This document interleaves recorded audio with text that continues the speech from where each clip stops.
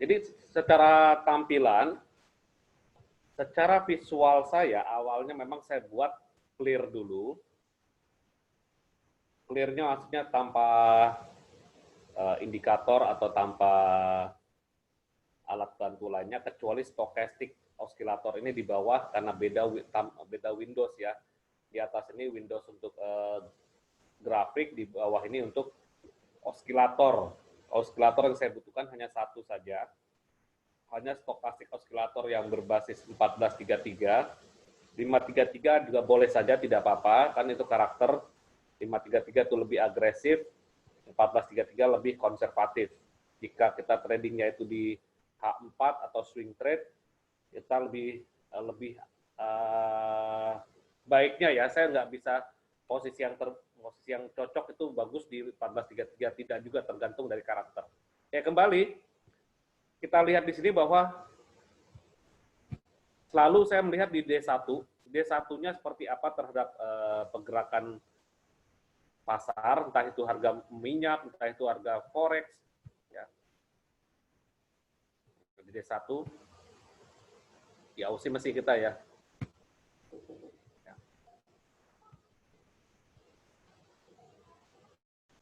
D1, kalau pergerakannya seperti ini, artinya kita coba menghubungkan beberapa level support resisten. Dalam kondisi seperti ini kita sama-sama tahu minyak ini bukan trennya, bukan tren bearish sebenarnya. Bicara minyak itu bicara sumber daya alam terbatas. Penurunan kemarin itu memang faktor kondisi. Dan minyak mentah pun juga masih dibutuhkan oleh seluruh dunia, baik itu dari industri atau dari sektor yang lain, ya, karena masih dibutuhkan karena di kondisi ekonomi dunia sedang slow down, bahkan sedang tiarap sejenak, artinya kebutuhan minyak mentah pun juga sempat drop kemarin kan, dan di sini sudah membentuk lembah atau dasar yang memang dia tuh berbalik ke atas, ya. Dan berbalik ke atas itu sampai mana? Intinya harga itu recovery seiring berjalannya ekonomi, ya, seiring perkembangan dari ekonomi dari sejak lockdown kemarin, ya, secara progresif minyak itu akan kembali pelan-pelan menuju $40 per barel, bahkan sudah ya, bahkan sudah belum ya, bahkan sudah ya, $40 per barel. Dan di $40 per barel tersebut sebagai harga resisten, ya, sudah disentuh dan coba di retest kembali. Nah, ini kan kita ambil kesimpulan gini, begitu jam sesi trading kita, yang kedua adalah fisik kita sedang sehat atau enggak gitu kan, fisik, pikiran, mental udah fit semuanya, baru kita bisa masuk ke dalam sesi trading atau mengobservasi. Kan SOP-nya gitu, jam sesi trading kita mulai. Lalu kedua, fisik kita, pikiran kita, kalau memang lagi sehat, lagi fit, dan sedang fokus, kita masuk ke pembelajaran atau observasi perdagangan. Kita membuka toko ceritanya. Buka toko kita buka, lihat dari D1. D1 ini secara global pasarnya gimana? Hari ini gimana kondisinya? Setelah kita lihat di D1, kita lihat gelombangnya ini sedang naik. Ingat sedang naik, bukan akan naik ya. Kalau akan naik berarti itu sedang turun. Sedang naik tergantung trennya. Kalau trennya naik berarti akan naik terus. Walaupun tren ada akhirnya. Ya. Bicara soal sumber daya alam terbatas ini adalah turun itu hanya koreksi. Ya. Oke, kita lihat di sini. Karena kita kembali lagi, trading itu adalah dagang ya. Kita beli barang yang kita mau belikan ini akan kita jual kembali kan, ceritanya kan gitu. Kita mau beli ini, kita mau jual kembali. Kita usaha, kita dagang, beli barang kita kepada supplier. Supplier sekarang ngasih harga 39,8 harga minyak. Nah, supplier kita adalah mungkin di sini GK Invest. Kalau supplier ngasih harga tersebut, kita bisa ada dua pilihan, mau langsung beli atau mau nawar, kan gitu ceritanya. Ya. Nawar, Kalau nawar tuh di mana sih? Nah, kita kan di sini kita akan mencari level support untuk kita mencari the best of buy atau nawar tersebut. Kita bukan ini untuk support resisten. Nah, cara yang saya gunakan itu mungkin dengan trend line dulu. Setelah trend line sudah kita dapat, kita tarik Fibonacci di sini saja ya, karena ini panik. Di sini. Oke.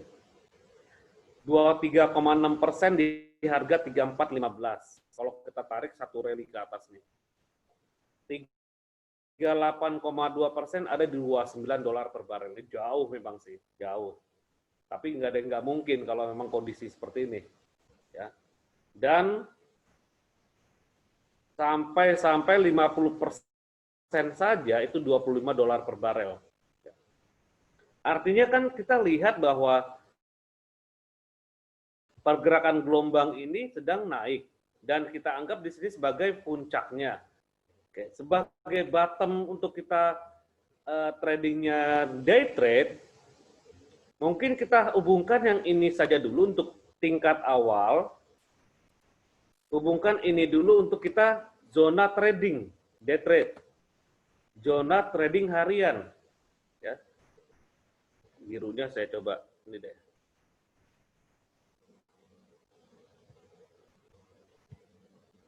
Ya, zona trading hariannya udah kita hubungkan di sini.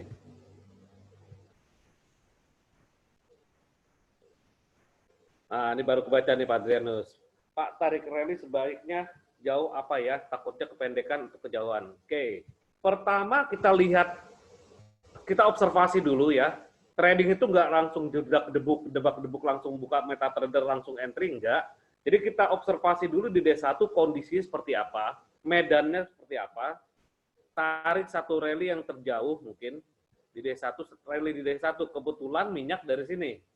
Kalau misalkan kita bicara mungkin emas ya, D1-nya satu rally yang dekat adalah dari sini kan. Satu rally yang dekat kan ini. Kita tarik dari sini. Kalau minyak tuh dari situ. Bisa di sini atau yang terjauhnya di bawah sini. Ya. Kalau misalkan kita tarik dari bawah sini dan kita mengambil kesimpulan untuk day trade, kan sebatas ini saja. Oke, kita kotakan dulu. Berarti untuk area day trade kita range-nya itu sebesar ini. Sebesar satu range di dalam Fibonacci. Bisa dipahami Pak? Ini untuk tahapan untuk kita melakukan trading ya. Observasi dulu nih, di mana saya akan melakukan trading. Ya, di mana akan saya lakukan perdagangan. Ya. Oh, mungkin secara gambaran luas area ini untuk kita melakukan perdagangan. Pokoknya range-nya sebesar ini. Ya. Minyak pun juga sama, range-nya itu sebesar ini. Lalu kita tarik lagi trend line. Mungkin kalau tarik dari sini juga bisa. Mau dari bawah pun juga bisa.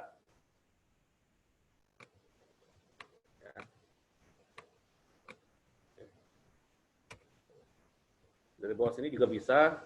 Misalkan kita mau menghubungkan dari sini. Menghubungkan ini. Garis skala jauh dulu, Pak. Sebelum kita skala dekat, kalau misalkan menganalisa. Ini kan kita udah dapat nih. Ya. Kita selang-seling ya, emas, minyak ya. Lalu kita mundur ke H4. Oke, dari sini di D1 sudah clear belum? Kita mencari observasi secara global dulu. Ya. Secara global. Sebelum kita masuk mikronya. Ini kan makronya nih. Ya. Makronya kita masuk. Oke. Setelah itu, masuk mikronya di H4 atau di H1. Nah, secara mikro mungkin kita di H4, Oh, kita mungkin dari tradingnya area ini aja nih. Di area ini nih. Kalau misalkan dia naik, artinya saya harus cari nawar lagi nih. Mencari harga penawaran kiranya mendekat. Ini kan trend line ini yang kita tarik dari D1 kan. Trend line ini kan jauh sekali nih yang dari D1. Oke, zona birunya saya hapus dulu deh. Kan kita udah dapat area untuk dagangnya nih. Dari sini saya tarik Fibonacci di H4. Ini warnanya berbeda. D1 kan tuh blue navy. Di H4-nya saya gunakan mungkin hijau. Ya. Dan kita lihat di sini ada 61%, 50%, dan 38,2% untuk area penawaran kita.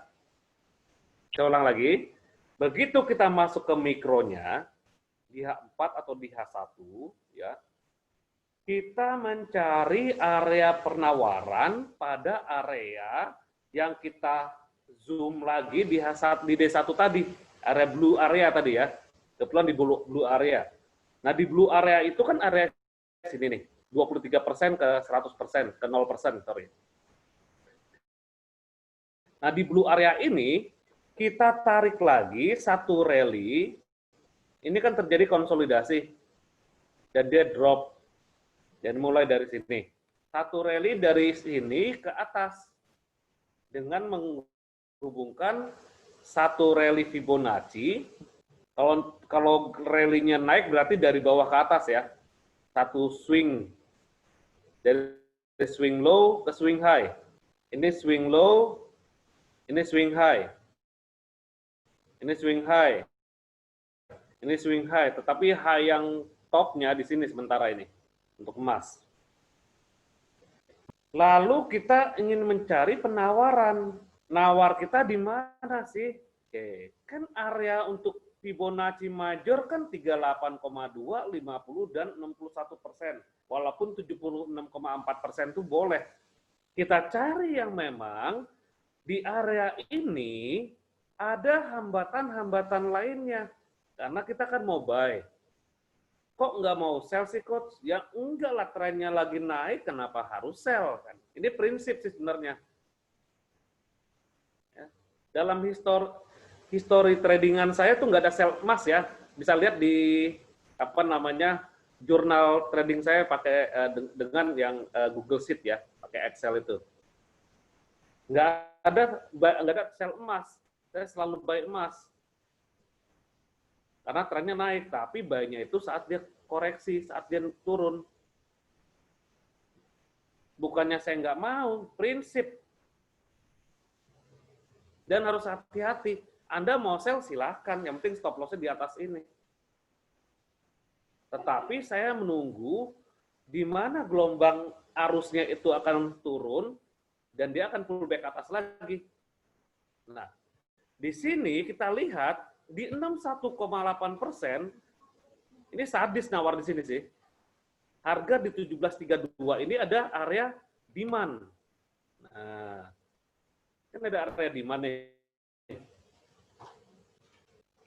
Walaupun di sini tuh di 50%, 50% ini ada 50% Fibonacci ya.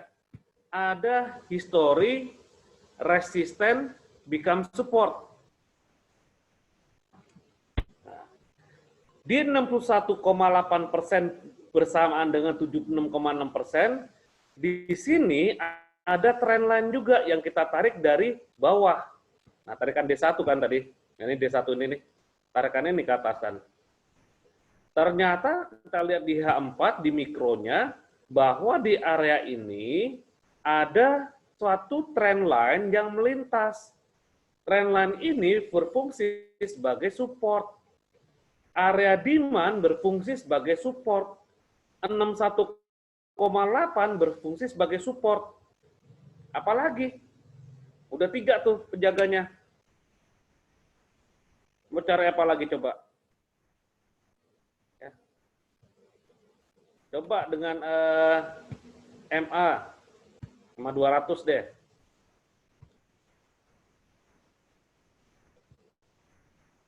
Nah, MA 200 ingin melintas ke situ tuh. Yang warna merah. MA 200 ingin melintas ke area ini.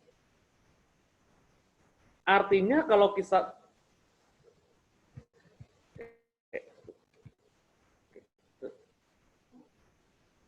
misalkan kita ingin nawar atau ingin buy limit, kita mungkin bisa buy limit di area 1732, 75.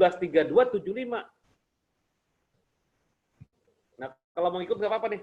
Ini saya juga mau coba ini ya, karena resikonya nggak jauh ya. Resikonya itu sebesar ini boleh, sebesar ini boleh. Nah, minimum kalau emas, SL itu 70 pip, maksimum 100 pip ya, kalau emas. Oke, kalau buy limit di sini, saya stop loss di bawah sini, ya kurang lebih ada 100-an pip nih. Di bawah 76,4%. 76,4%. Berarti 1720. 1720 30. Kita mungkin buy limitnya di area ini nih. Untuk emas. Di H4 ya.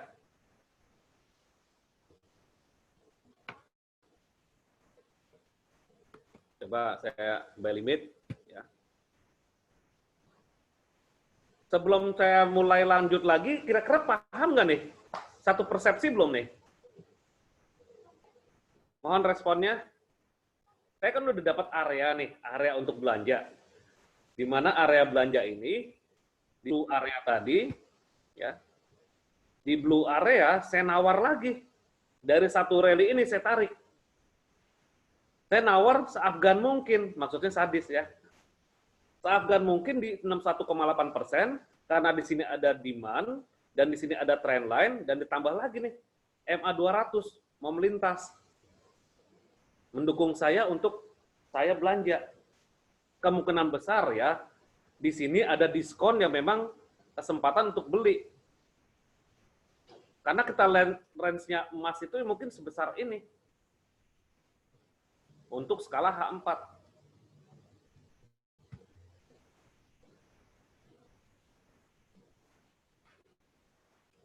Oke, di sini saya belinya berarti saya buletin deh. 1730 untuk buy.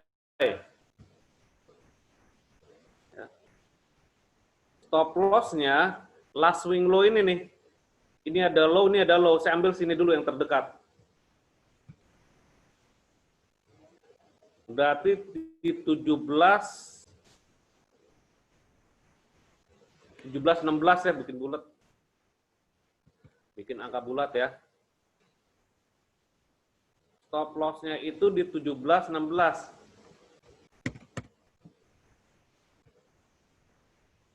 Take profit-nya balik sini lagi. Kita belum ada harapan yang tinggi-tinggi banget deh untuk emas ya. Balik sini lagi 1759 deh. Buletin lagi.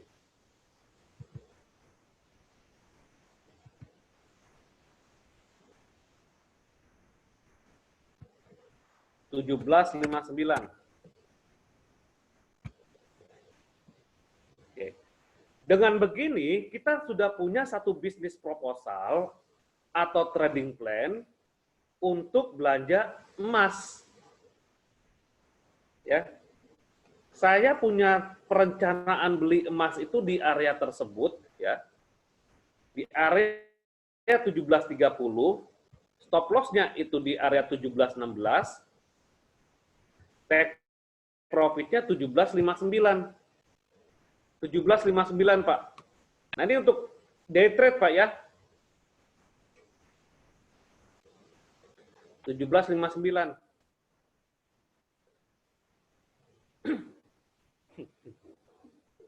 Ya. seperti itu. Lihat di D1 dulu, D1-nya sudah sekiranya sudah dapat area untuk belanja, ya. Dari D1 kita mencari the best of buy lagi untuk harga diskon. Dengan begini saya mau nawar di area ini. Dengan menarik satu Fibonacci saja saya butuhkan.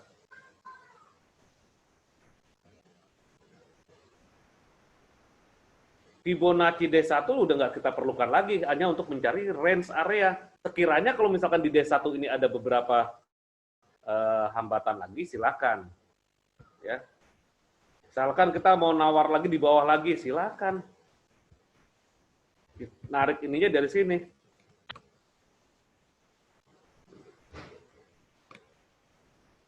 Nah. Jadi baru beberapa pilihan. Tapi kan kita udah dapat blue area-nya kan di sini. Yang tadi itu ya. Nah, ini kan blue area nih. Ada Fibonacci 23,2%. Udah, dengan begini kita punya bisnis proposal bahwa nanti saya buy di sini, stop loss di bawah situ, take profit di atas. Di atas ini adalah sebagai resisten ini ya. Resisten ini. Jadi kalau misalkan nggak terjemput, ya, ada dua kemungkinan. Misalkan 2 hari nggak kejemput nih penawaran kita pada perusahaan. Kita nawar nih, saya ada penawaran seperti ini. Kira-kira dikasih nggak?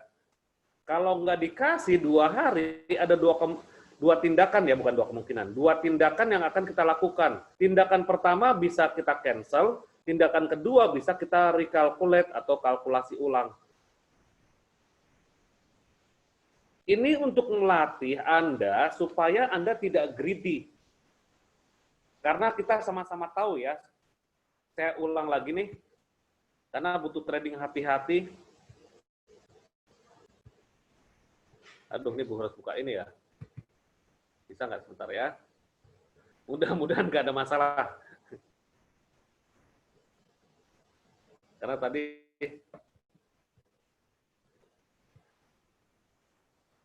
CLR turun ya.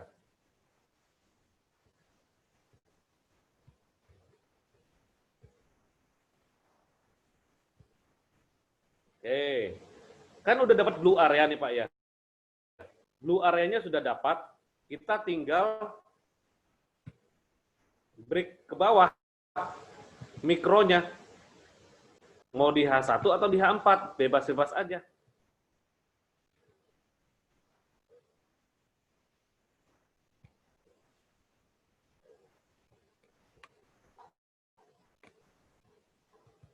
Nah, di H1 seperti ini tampilannya. Di blue area tadi. Berarti kita mencari, mungkin di H4 ya, mencari area untuk kita nawar dengan tarikan trendline ini. Nawarnya mungkin kita dari sini karena ini ada double bottom untuk area dasarnya sini ke atas ini. Di mana kira-kira yang memang terbaik, kan gitu ceritanya. Yang terbaik itu adalah dari beberapa hambatan, dari beberapa support resistance yang kita gabungkan. Nah, ini di 61,8% kita sama-sama lihat ini. 61,8% ada satu garis trendline yang melintang dan sini ada support. Ya. Ada support yang memang jadi bottom.